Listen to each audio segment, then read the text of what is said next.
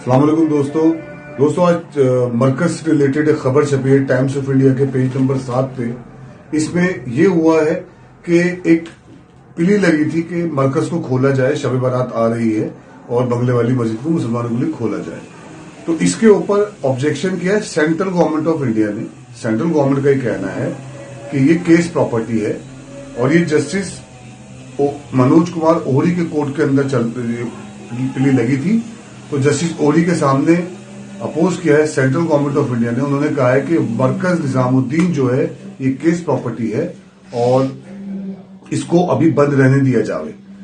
अब दोस्तों समझिए, केस प्रॉपर्टी मरकज कैसे बना? मरकज तो कोई मुकदमा था नहीं। तो केजरीवाल साहब जो थे दिल्ली के मुखिया, जब उन्होंने कोविड के टाइम पे मरकज पे मुकदमा किया, मरकज से खिलाफ टीवी पे बोला, तो मरकज पे मुकदमा कायम हुआ और मरकज सील हुआ।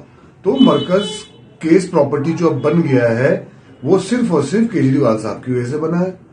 अब केस खत्म कब होगा ये नहीं पता।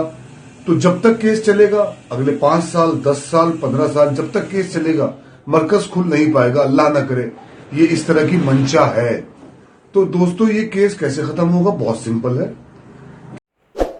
ब्रेकिंग न्यूज़ पाने के लिए चैनल को अभी सब्सक्राइब करें, लाइक करें, वीडियो को शेयर करें।